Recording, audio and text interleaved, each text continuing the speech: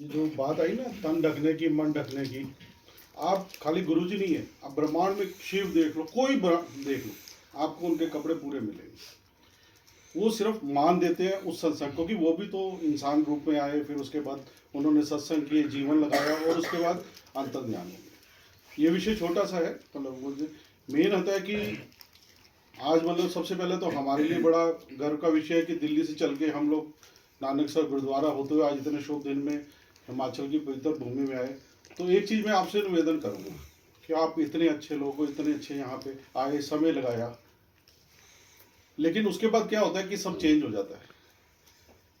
आज मतलब कि ये कह लो कि जैसे स्कूल में बच्चा एग्ज़ाम देता है, उसको डिक्टेशन मिल जाती है, फर्स्ट आ जाता है, सबसे पहले कौन है? माँ बाप।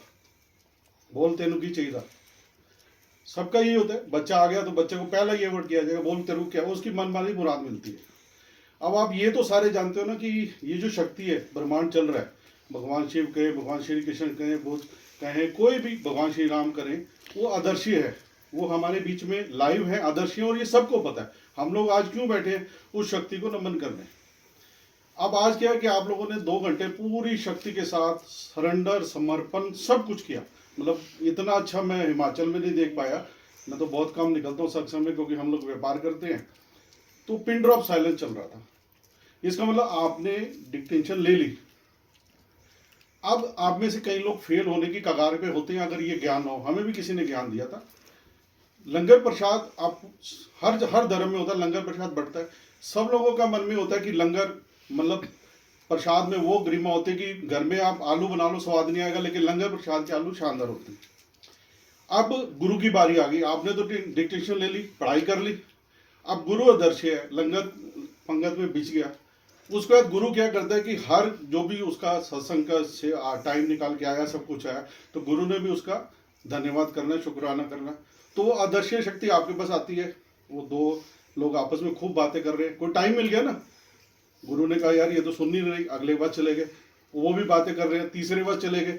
मतलब गुरु ने जो दवाई देनी है, लंगर में दवाई आती है, चाहे वो गुरु नानक का कहें चाहे किसी का कहें, वो दवाई का जब टाइम आता है तो आप बातों में लग जाते हो। आपने सब कुछ कर लिया और एंड में जब गुरु की बारी आई तो आप बातें करके अपना टाइम करे, तो गुरु इसके पास उसके पास, उसने तो देना है क्योंकि वो खुश है, उसने देना। जो नहीं ले पाया उसकी गलती, जो ले पाया उसे। तो लंगर के टाइम में आपने इतना अपना पेशेंस रखा, लंगर में आप बिल्कुल शांति से लंगर को ग्रहण करो, ये दवाई है। मतलब मैं तो खुद कहता हूँ, बुलबुल आंटी के सत्संग जो है, मतलब इस बार तो कई कैंसर के पेशेंट आए जो लास्ट स्टेज थे, एम्स दिल्ली में, दुनिया भर ने कहा कि ये डेड है। और वो हमारे घर में, मतलब कहना चाहिए, वो बच्ची हंसती है, एक आती 5 साल पहले आई थी, कहती अंकल आप ये को कहते हो, मैं स्टेचर पे आई थी। मतलब इस स्टेज पे पहुंची थी कि डॉक्टर ने, जब एंड होता है कैंसर का ना तो वॉमिट आती है, कोई पानी में दोगे तो बाहर निकल आएगा।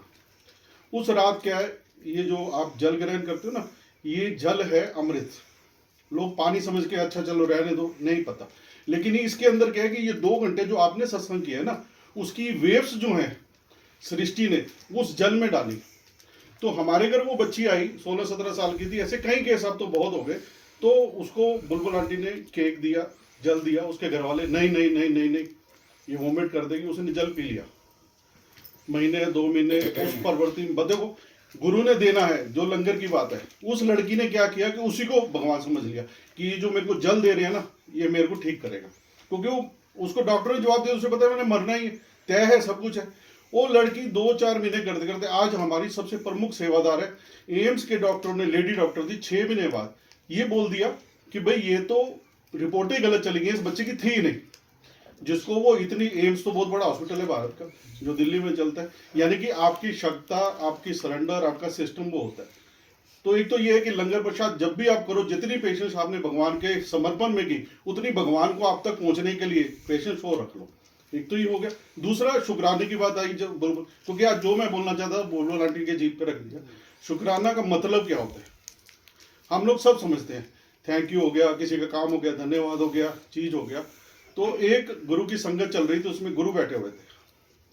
तो किसी एक चंचल चेले ने पूछ लिया कि भाई गुरु परीक्षा लेने के लिए, कि भाई ये शुक्राना, शुक्राना का मतलब क्या हुआ? तो उसको लगा कि गुरु ने भी यही कहना है, भाई काम हो गया वैसे थैंक यू कर दो।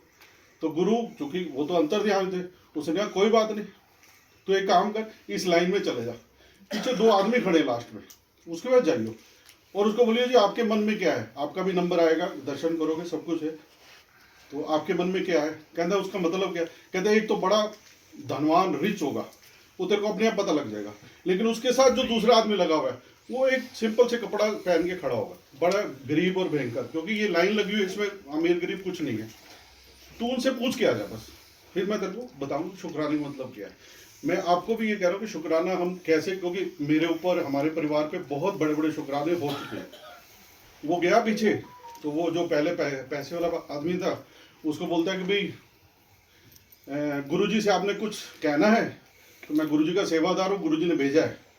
तो उसने कहा कि वो बड़ा मतलब संतुष्ट आदमी, उसने कहा देख ऐसा है, अपने गुरुजी को जाके बोल दे मैं आ रहा हूँ गुरुजी के पास, उसको है ना जितना तूने दे दिया वो बस, अब मत दियो, मैं इतने में संतुष्ट हूँ, जितना तूने दे दिया। तो वो कह रहा मतलब आप गुरु के रोक रहे हो, कहते नहीं, तुमने मेरे से पूछा मैंने क्या मांगना है, तो मैं गुरु के चरण मांगने जा रहा हूँ, अब धन मन इतना मेरे पास है कि कोई कमी नहीं है, मैं अपना जीवन समर्पण लाता हूँ। तो उसके साथ दूसरा आदमी, उससे भाई पूछा तेरा क्या है, कहते कुछ नहीं, मैं तो आया हूँ गुरु की सेवा में, जो गुरु दे देंगे या मांग लूंगा कर लेंगे, वो चला गया।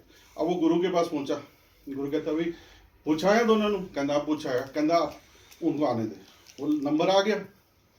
तो पहले जो धनवान वाला था वो खड़ा था, उसको पूछता है कि भाई बताओ, कहता जी मेरी ना सेवा रोक दो, जितना मैनू तुसी दिता वो रोक दो। तो गुरु जी कहते ठीक, अपने सेवा जो कहता है इसको जाके बोलियो मेरा गुणगान रोक दे, तो शुक्राना करने के लिए लाइन में आया कि मेरे को इतना दिया है, तू रोक दे तो मेरी सेवा रुक जाएगी। वो सेवादार जाके उसको बोलता है कि भाई गुरु ने कहा था कि आपकी सेवा रोक देते, तो आप उनका आज के बाद गुणगान नहीं करना, शुक्राना नहीं करना कि भाई गुरु तू जिन्ने देता ओदा शुक्राना। वो कहता है ऐसे कैसे हो जाएगा, उसने दिया है उसका शुक्राना ना करूं, कहता ठीक। अब दूसरा आता है जो सिंपल सा होता है, वो मतलब मांगने की मंशा वो है, तो उसको बोलता है कि भाई बता, कहता गुरु, कहता भाई शुक्राना रोक दे, कहते शुक्राना रोक दे, मैं तो रोक में बैठा हूँ, एक पजामे में चल रहा हूँ, कपड़े लत्ते हैं नहीं, घर में भुखमरी बनी है, सब कुछ पड़ा हुआ है, मैं तो नहीं शुक्राना करूंगा, पहले गुरु मेरे को कुछ दे फिर मैं शुक्राना करूंगा। उसके बाद वो दोनों पीछे हट गए। अब उसने अपने सेवादार को बुलाया, कहते शुक्राने का मतलब समझ, जो आदमी पा रहा है गुरु से या गुरु की कृपा से आ रहा है, वो इतना होने के बाद भी शुक्राने से रुक नहीं रहा, और लेकिन जिसको शुक्राने की महत्ता नहीं पता, वो थोड़ा भी नहीं है और देख उसका शुक्राना उड़ गया, उसके जो तन के कपड़े वो भी जाएंगे, क्योंकि शुक्राना का मतलब यही होता है कि थैंक यू नहीं होता, शुक्राना मतलब है जितना भगवान ने दिया उसको सेवा में लगाना।